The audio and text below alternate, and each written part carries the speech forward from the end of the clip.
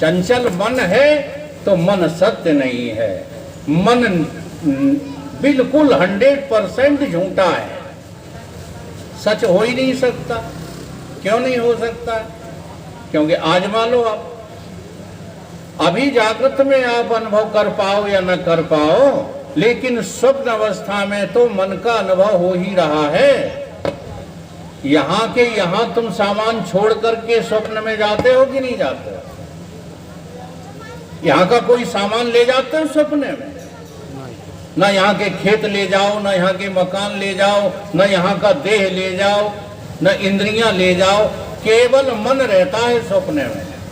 और वो मन एक नई रचना रच लेता है। तो मन ने वहां जो रचनाएं रची है स्वप्न में, ठीक समझ में आ रही बात कि नहीं आ रही है? तो वो सारी रचनाएं और उनका कारण मन, ये दोनों ही जागृत में तुम आकर के झूठ कहते हो कि सत्य? सपने में जो घटनाएं घटी वो झूठ है कि सत्य है? अब जरा इस पर ध्यान दो। अगर कार्य झूठा है तो कारण सत्य कैसे हो सकता है? इसलिए बड़ा होशियारी से जो है हमें संसार में रहना चाहिए। तुम अपराध करोगे, बदनाम तुम्हारे मैयो बाप होंगे। क्यों? क्योंकि तुम्हारा कारण कौन है? माता पिता। संतान जो है अपराधी निकलती है, बदनाम कौन होता है? संतान चरित्रहीन निकलती है, बदनाम कौन होता है? माता पिता। क्योंकि जैसा जिसका कारण तैसा उसका कार्य। कार्य और कारण हमेशा अभेद होते हैं, कभी जो है वो एक दूसरे से भिन्न नहीं हो सकते।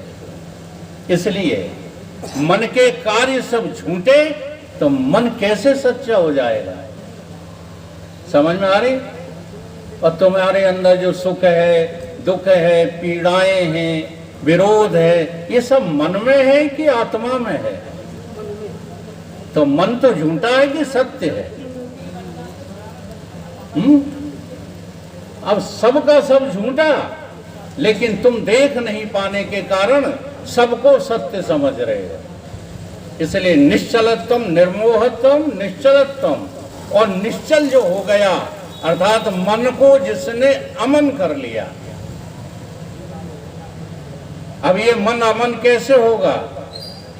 जब इस मन के तुम स्वरूप को ठीक से समझोगे। मन के 3 स्तर होते हैं। पहला स्तर है सचेतन मन, और सचेतन मन व्यवहार में काम करता है और स्वप्न में काम करता है। स्वप्न में और व्यवहार में जो काम करता है मन, वो कैसा है? सचेतन। सचेतन, नकली है बिल्कुल।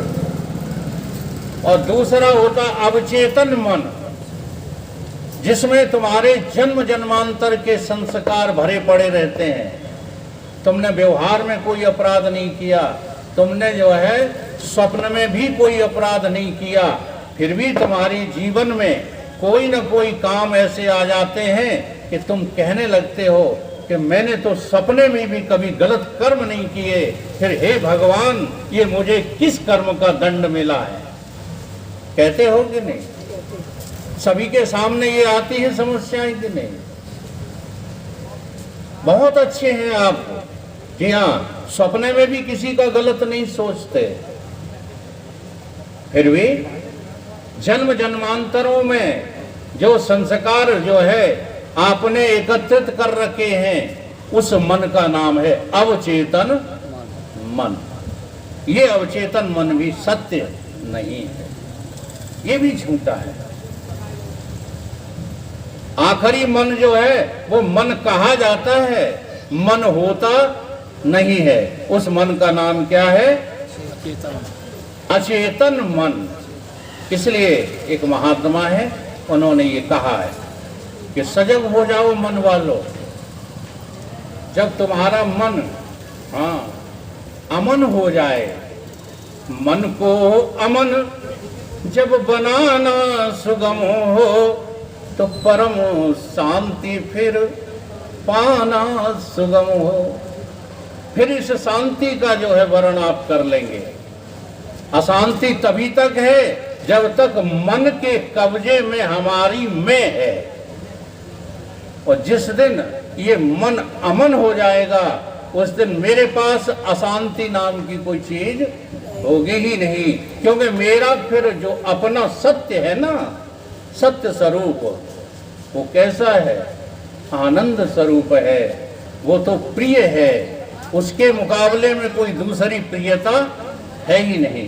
और वो सत्य जिस व्यक्ति में प्रकट हो जाता है उसी का नाम सतगुरु है। सबको सतगुरु नहीं कहते हैं। कनफुक्का तत्गुरु कथे सो सतगुरु ना होय, तत् तुम पद शोधित करे सतगुरु कहिए सोए। जो तुम्हारे में और जो है ब्रह्म में कोई अंतर नहीं देखता, तुमको बिल्कुल अभेद कर देता है सत्य से, उसका नाम है सतगुरु। और वो सतगुरु जीवन में जब तक नहीं आते हैं तब तक सत्य की खोज हमें करते रहना चाहिए। सत्य ही तो छुपा हुआ है सबके अंतस में, सबकी ओट लिए तुम्हारा अपना आत्मा सत्य स्वरूप छिपा हुआ है, उजागर नहीं हो रहा है। अब जब उसकी संगत करोगे, चलो फिर से हम लौट करके आपके स्तर पर आते हैं। सभी संतों ने कहा, अभी हमारे प्रवक्ता भी सब कह गए कि बड़ा मुश्किल है। हाँ, त्रमेव दुर्लभम, बड़ा दुर्लभ है क्या? मनुष्य का शरीर। अच्छा, अब जरा विचार करो, आज भारतवर्ष की क्या विश्व की जो है संख्या पर जब आप नजर डालेंगे तो इतने मनुष्य हैं? इसमें एक रहस्य छिपा हुआ है। अब उस रहस्य की तरफ अगर हम ध्यान देंगे तो बहुत थोड़े मनुष्य, और अतिशयोक्ति नहीं होगी, आज जो यहाँ बैठे हैं वही मनुष्य हैं बस। इस मोहल्ले में जो भी नहीं है मनुष्य। हाँ, कोई फांसी लगाए तो हमें लगा दे आके। मनुष्य होना कोई खेल है क्या? 9 जलचर 10 व्योमचर क्रम 11 वन 20 84 यूं जानिए 4 कीस पस 30। और 84 को भोग कर होए मनुज अवतार, और प्रभु मिले जा तन सो। कौन से तन सो? ये 2 हाथ 2 पांव 2 आंखें और ये मुंह, इससे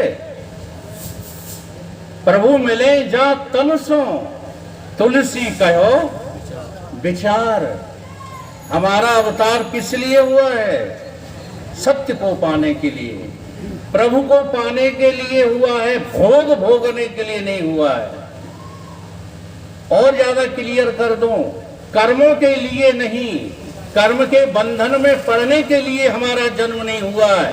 मीमांसा अपने पक्ष में बात करता है, वैशेषिक दर्शन अपने पक्ष में बात करता है, न्याय दर्शन अपने पक्ष में बात करता है। एक एक पक्ष को लेकर ये सारे दर्शन बात करते हैं। ये किताबों को रटने वाले इन दर्शनों की जो है गहराई क्या जाने। सत्संग बिना मानव जग में सन्मति गति पाना क्या जाने। कैसे जान पाते? जान ही नहीं सकते, क्योंकि उसमें तो असत्य छुपा हुआ है सभी दर्शनों में। अब सभी दर्शनों की बात को लेकर के जब सतगुरु वेदांत बोलते हैं,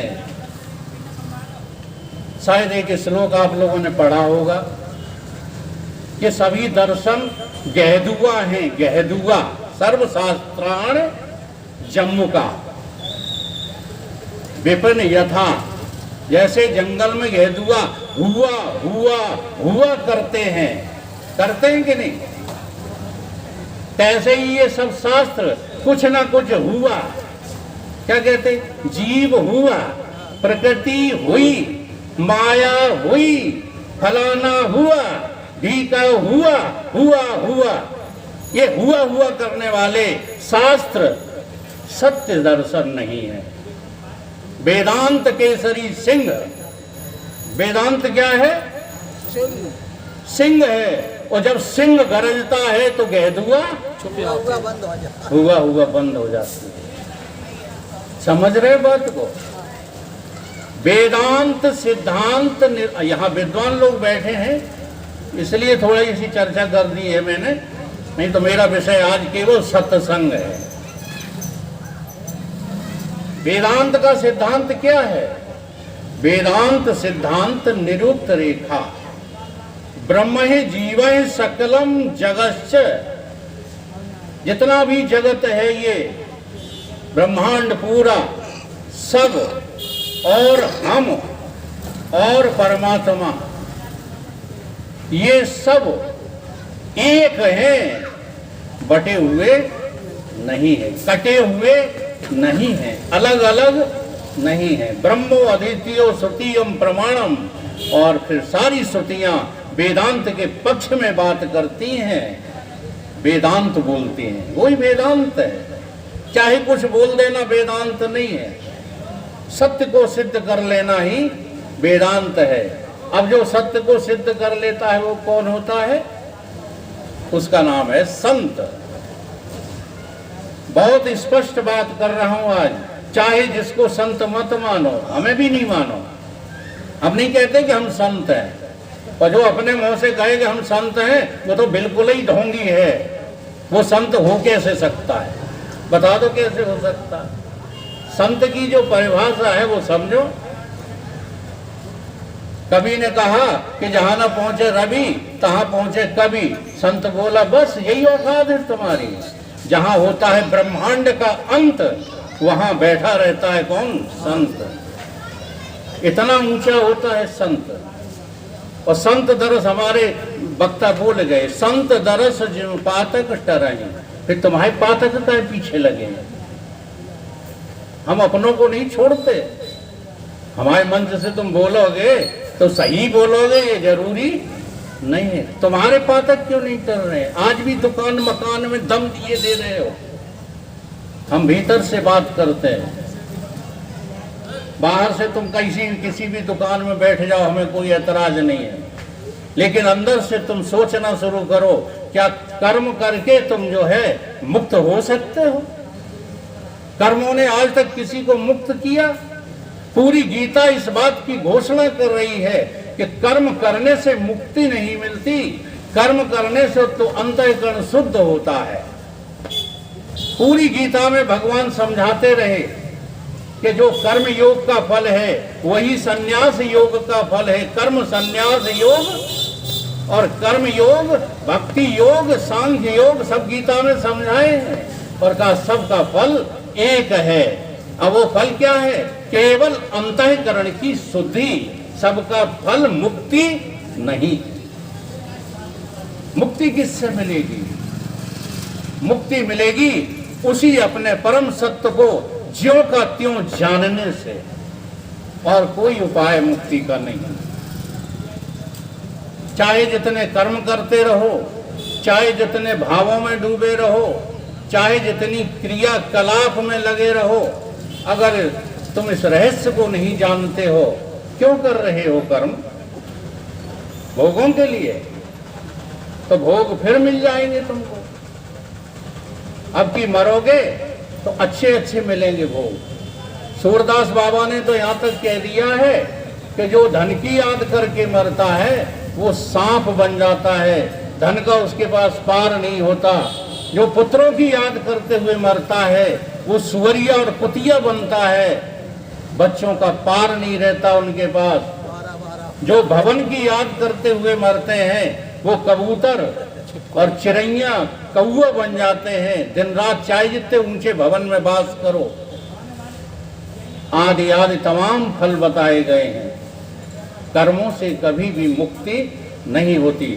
हाँ, तुम्हारे शुद्ध कर्मों से, शुभ कर्मों से एक लाभ होता है निष्काम कर्म का, वो है अंतःकरण की शुद्धि। निष्काम भक्ति से अंतःकरण की विक्षिप्ति दूर होती है।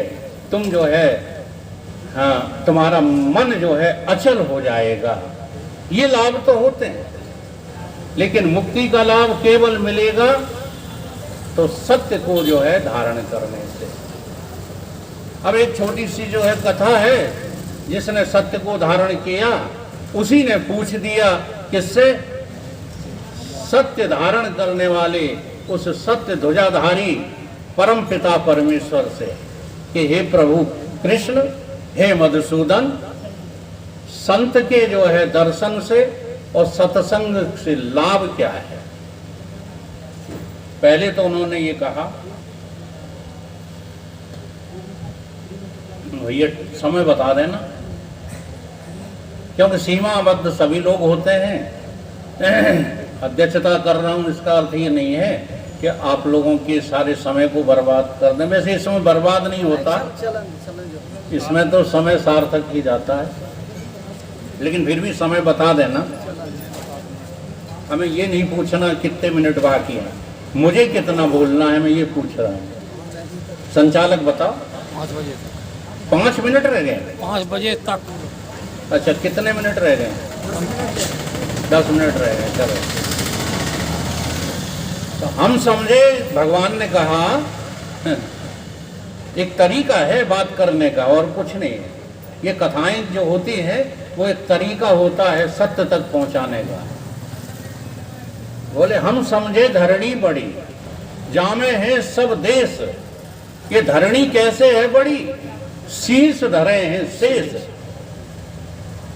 शेषव लिपटे रहते हैं शंकर जी के अंग, और सो शंकर जाय बसे कैलाश पे रमे उमा के संग। सो कैलाश रावण ने उठाए लियो कई बार, और सो रावण मारो पड़ो राम बाण की मार। अब हम समझ गए हैं सर्वोत्तम है श्री राम, और संत बड़े, संत उनसे भी बड़े, संत बड़े जिनके हृदय राम करें विश्राम। नहीं को जग में संत समान। अब हम क्या कह रहे हैं समझ लेना। संत कोई भी हो सकता है, भेष के ऊपर नहीं जाना, क्रियाओं के ऊपर नहीं जाना।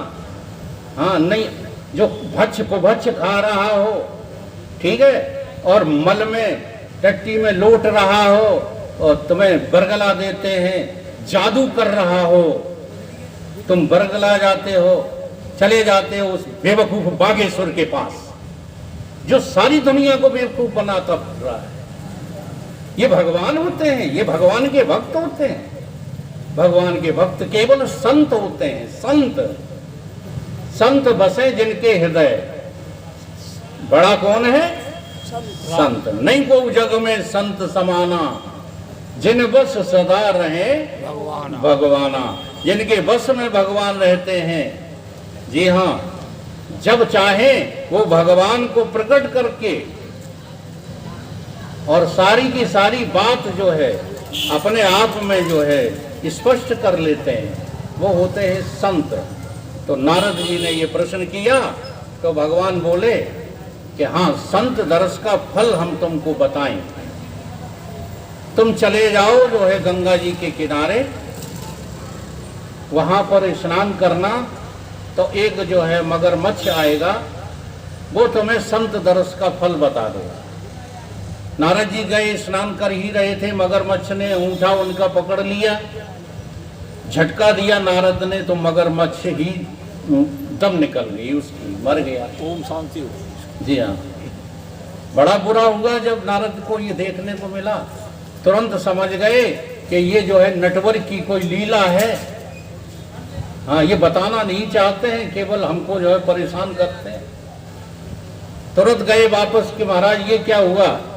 वो मगरमच्छ तो मेरे अंगूठे मात्र के जो है स्पर्श से मर गया।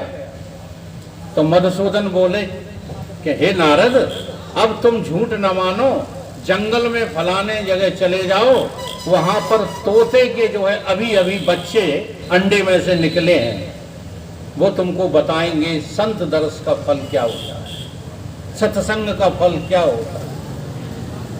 नारद ने कहा फिर कोई गड़बड़ होगी, चलो कोई बात नहीं, अब की तोते ही हैं, अब की कोई बड़ा जानवर नहीं है। जैसे ही पहुंचते हैं तो तोते के बच्चे अपनी उसमें से थुकाल में से निकल कर के दौड़ के नारद के चरणों में गिरा और गिर के जो स्पर्श किया कि दम तोड़ दिया उसने भी। फिर नारद गए लौट करके, कहा महाराज ये क्या कर रहे हो, क्यों अपनी नटवर लीला दिखा रहे हो? बोले अब की बार चले जाओ, जिस जो है राजा के पास हम तुमको भेज रहे हैं उस राजा के अभी अभी एक पुत्र पैदा हुआ है और वो पुत्र तुमको सब कुछ बतला देगा। नारद मुस्कुराने बोले कि अभी तक तो जानवर और पक्षी की बात थी महाराज, अब मनुष्य की बात है, जरा देखना कृपा करना। नारद गए, वहाँ बड़ा आदर किया गया, उनको सिंहासन दिया गया। नारद ने जो है महाराज से अपनी मांग रख दी कि अभी अभी आपके जो पुत्र हुआ है मुझे उसका दर्शन करना है। पहले तो वो संकोच में हुआ, क्योंकि हमारे यहाँ पद्धति है जब तक जो है छठी बाहर नहीं होती तब तक बच्चे का मुख नहीं दिखाया जाता। लेकिन राजा ने कहा कि देव ऋषि आए हैं, इससे बड़ा सौभाग्य और क्या हो सकता है। रानी ने गोद में ले लिया पुत्र को और जैसे ही नारद के सामने वो पुत्र पहुंचा है, आज वो 6 दिन का भी नहीं हुआ है पुत्र, और जो टम्मक टम्मक चल कर के नारद के पैरों पे जाके गिर पड़ा और जैसे ही गिरा है नारद के पैरों पे मृत हो गया। चारों तरफ हाहाकार मच गई, त्राह त्राह होने लगी, सारे राज्य में शोक छा गया। अभी जितनी खुशियां थी वो शोक में तब्दील हो गई, मातम मचने लगा। इतना सब हो ही रहा था कि आकाश मार्ग से एक देव विमान जो है उड़ करके नीचे आया और उसमें जो है भगवान विष्णु के पार्षद बैठे हुए थे। उन्होंने उस लड़के से कहा कि चलो खड़े हो जाओ, अब क्या है। जैसे ही वो बच्चा खड़ा होकर विमान में बैठने लगा, नारद ने तुरंत हाथ पकड़ लिया कि जाते कहाँ हो, हमारे प्रश्न का जवाब तो देते जाओ। तो उन्होंने कहा कि ऋषि मुनिवर, तुमको अभी भी समझ में नहीं आया कि संत दरस का क्या फल होता है? बोला मेरी समझ में नहीं आया, बताओ। तो उसने कहना शुरू किया। क्या कहा उसने? प्रथम मैं जलचर रहा, प्रथम मैं जलचर, जलचर माने मगरमच्छ। प्रथम मैं जलचर रहा, तहां दरस तुम दीन, और ताई फल पायो कीर्तन, कीर माने तोता, कीर्तन, और तहु कृपा तुम की। वहां भी आके फिर दोबारा कृपा करो। सुख तन तज नप सुत भयो, सुख, सुख माने तोता, तन तज नप सुत भयो, और यहाँ पुन भय दरस तुम्हार। और अब नभ चढ़ चला विमान में, कितना लग रखा हमार। अब भी तुम्हारी समझ में नहीं आया। तुम्हारे दर्शन स्पर्शन मात्र से ही हम नीच योनि से और कहाँ पहुंच गए? विष्णु के पार्षदों के पास पहुंच गए। ये जा रहे हैं बैकुंठ। बैकुंठ माने कुंठा से रहित मुक्ति। कुंठा से रहित जो हो जाता है उसी को तो मुक्ति कहते हैं। जो कुंठित है वही बंधन में, ठीक है। इसलिए संतों का संग ही सत्संग है। अच्छे संतों का संग करो, वेदांती संतों का संग करो, बिल्कुल जो है स्पष्ट निचोड़ वाले संतों का संग करो। ये संसार भोगने के लिए नहीं है, ये संसार पार करने के लिए हमको संसार दिखा है, ठीक है। तो सभी संतों की वाणी, गुरुजनों की वाणी एक ही बात कह रही है कि कभी भी आप इस चर्चा को, सत्य की चर्चा को अपने दिमाग से हटाना नहीं। सभी संत गुरुजन ये समझा रहे हैं, हरि चर्चा भुलाना महामूलता है। सभी संत गुरुजन ये समझा रहे, हरि चर्चा भुलाना महामूलता है। बड़े भाग्य से ऐसा अवसर मिला है, बड़े भाग भाग्य से ऐसा अवसर मिला है। निरर्थक बिताना महामूढ़ता है, निरर्थक बिताना महामूढ़ता है। अब वहां से मोह हटाने के लिए, कहां से? असत से, असत से, मिथ्या से मोह हटाने के लिए ही हमारे गुरुजन और संत हमको समझाते हैं। कोई तुमसे चिढ़ नहीं होती, उन्हें चिढ़ नहीं होती है। हम लोग समझते हैं कि ये अपन तो आवारा हो ही गए हैं और हमको भी आवारागर्दी सिखा रहे हैं। ऐसी बात नहीं है, वो जानबूझ करके आवारा नहीं हो गए हैं। बहुत बड़ी विशेष कृपा होती है जब ईश्वर की, हाँ, तब संत मिलते हैं। समझ लो ये परिवार कब तक रहेगा, समझ लो ये परिवार कब तक रहेगा। किसी का सुखद प्यार कब तक रहेगा, किसी का सुखद प्यार कब तक रहेगा। जो माना है अधिकार कब तक रहेगा, जो माना है अधिकार कब तक रहेगा। नहीं समझ पाना महामूढ़ता है, नहीं समझ पाना महामूढ़ता है। हरि चर्चा भुलाना महामूढ़ता है, हर चर्चा भुलाना महामूढ़ता है। सभी संत गुरुजन ये समझा रहे हैं, सभी संत गुरुजन ये समझा रहे हैं। हर चर्चा भुलाना महामूढ़ता है, हर चर्चा भुलाना महामूढ़ता है। अति शीघ्र अपना उद्धार कर लो, अति शीघ्र अपना उद्धार कर लो। जो कुछ कर सको पर उपकार कर लो, जो कुछ कर सको पर उपकार कर लो। अज्ञान की सीमा पार कर लो, अज्ञान की सीमा पार कर लो।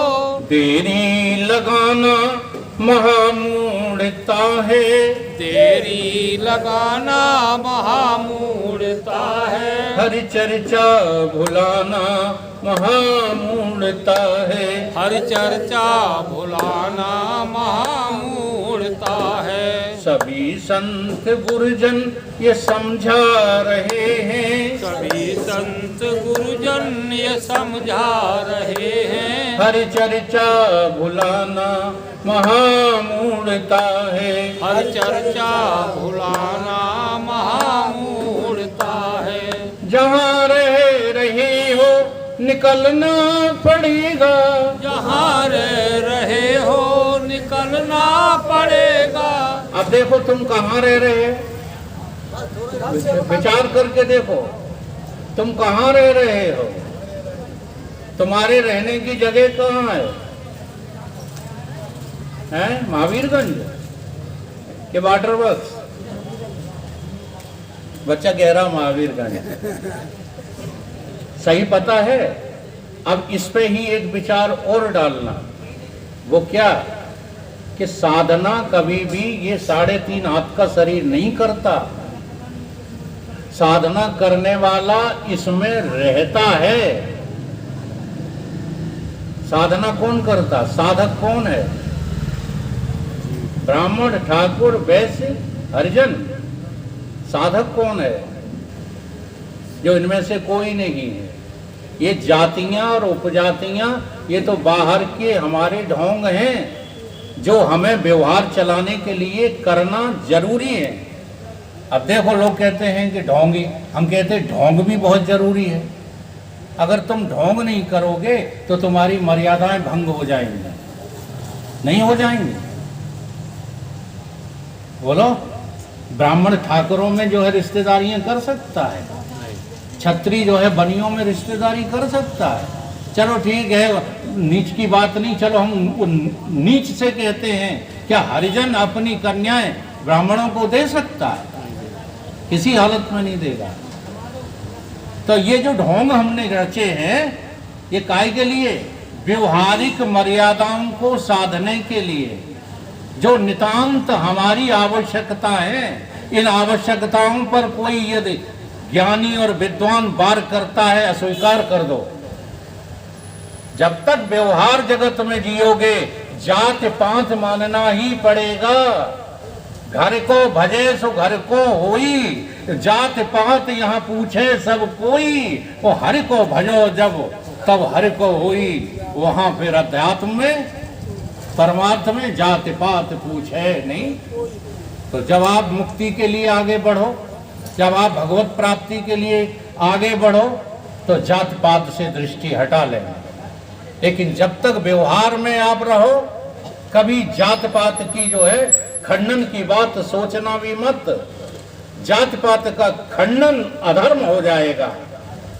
ध्यान करके देखो, वेदांत बोलते सब हैं, सहूर किसी को नहीं है।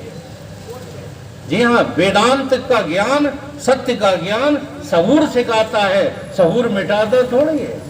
अगर हमारे ऋषि मुनि, हमारे जो है आचार्य लोग बेवकूफ होते हैं, जो आजकल के ज्ञानी हो गए हैं कि नहीं है, एक संग खाओ एक संग पियो, शादियां करो, चाहे ना चाहे कुछ करो, यही ज्ञान है। ये ज्ञान है, इसको ज्ञान व्यान नहीं कहते हैं। तो हमें यहां से निकलना पड़ेगा कि नहीं? यहां रह रहे हैं, इसलिए हम साधक हैं, शरीर साधक नहीं है। ध्यान करो इसका। आत्मा भी साधना नहीं करती, आत्मा तो सिद्ध है, वो क्यों साधना करेगी? शरीर भी अत्यांतिक जड़ है, ये भी साधना नहीं करता। साधना करता है जीव। जो जीव है वो अभी 3.5 हाथ के शरीर को अपना घर समझ रहा है। इसी को संत जन कह रहे हैं, जहां रह रहे हो निकलना पड़ेगा, जहाँ रह रहे हो निकलना पड़ेगा, नहीं चाह करके भी चलना पड़ेगा, नहीं चाह करके भी चलना पड़ेगा, जिसे खोकर फिर हाथ मलना पड़ेगा, जिसे खो करके फिर हाथ मलना पड़ेगा।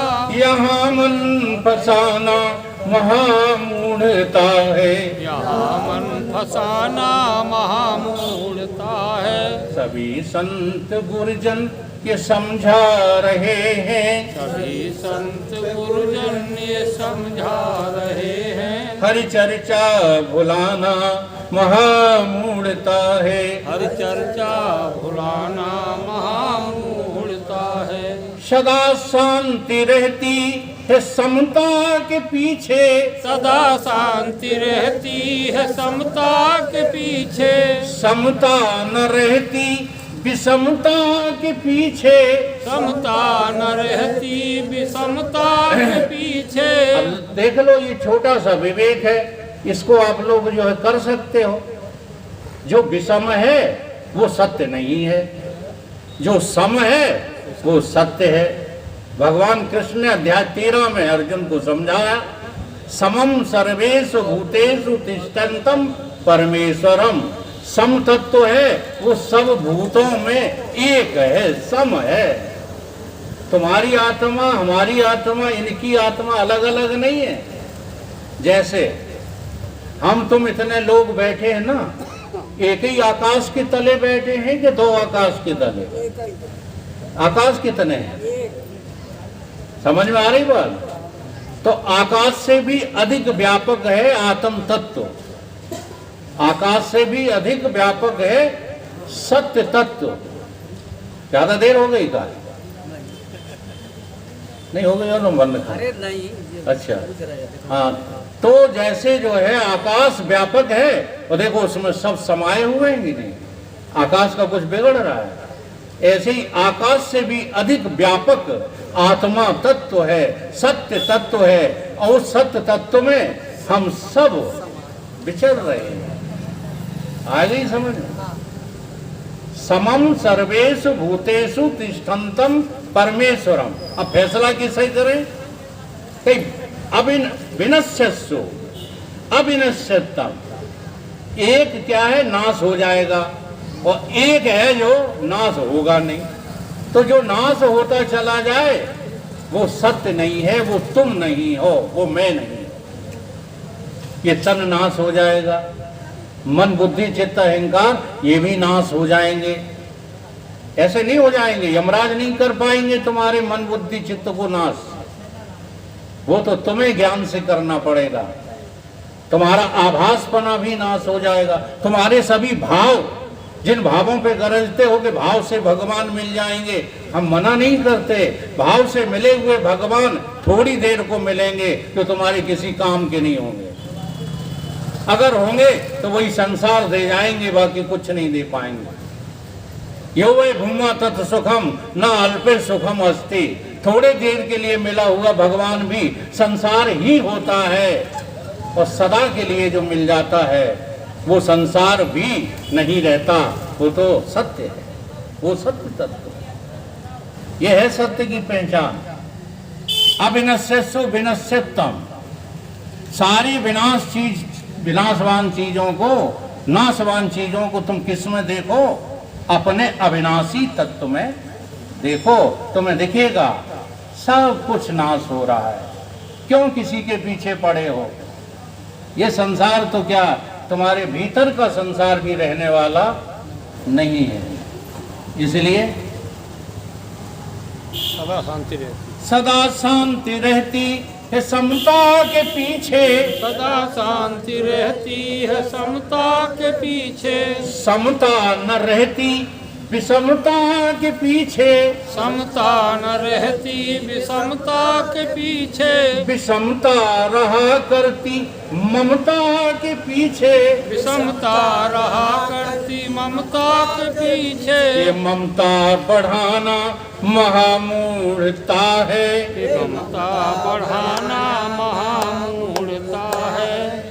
हरि चर्चा भुलाना महामूढ़ता है। हर चर्चा भुलाना महामूढ़ता है। सभी संत गुरुजन ये समझा रहे हैं। सभी संत गुरुजन ये समझा रहे हैं। हर चर्चा भुलाना महामूढ़ता है। हर चर्चा भुलाना महामूढ़ता है। कहीं मुग्ध हो करके तन में न अटको। कहीं मुक्त हो करके तन में न अटको। कभी तुम अपने शरीर को मैं मत समझो। ये शरीर मैं नहीं हूं, ये शरीर मेरा नहीं है। ये होगा 5 तत्वों का, हमें क्या लेना देना इससे। अगर तुम इसको मैं मानना छोड़ दो तो देखो कितनी चीजों से बच जाओगे। मान अपमान से बच जाओगे, मेरे तेरे से बच जाओगे, नहीं बच जाओगे। जन्म मृत्यु से बच जाओगे। अगर तुम शरीर को मैं नहीं कहो तो कौन मार सकेगा तुम्हें? बता दो। तुम शरीर को मैं, देहात्म बुद्धिजम पापम, देह को तुम मैं कहा सोई मरे। अब कोई नहीं बचा पाएगा। ठीक है, तो कहीं मुग्ध हो करके तन में न अटको। कहीं मुक्त हो करके तन में न अटको। कहीं लोभी बन करके धन में न अटको। कहीं लोभी बन करके धन में न अटको। अचल में रहो चपल मन में न अटको। अचल में रहो चपल मन में न अटको। पथिक अटक जाना महामूढ़ता है। पथिक अटक जाना महामूढ़ता है। हर चर्चा भुलाना महामूढ़ता है। हर चर्चा भुलाना महामूढ़ता है। सभी संत गुरुजन ये समझा रहे हैं। सभी संत गुरुजन ये समझा रहे हैं। हर चर्चा भुलाना महामूढ़ता है। हर चर्चा भुलाना महामूढ़ता है। बड़े भाग्य से ऐसा अवसर मिला है। बड़े भाग्य से ऐसा अवसर मिला है। निरर्थक बिताना महामूढ़ता है। निरर्थक बिताना महामूढ़ता है। बोलिए सतगुरुदेव भगवान।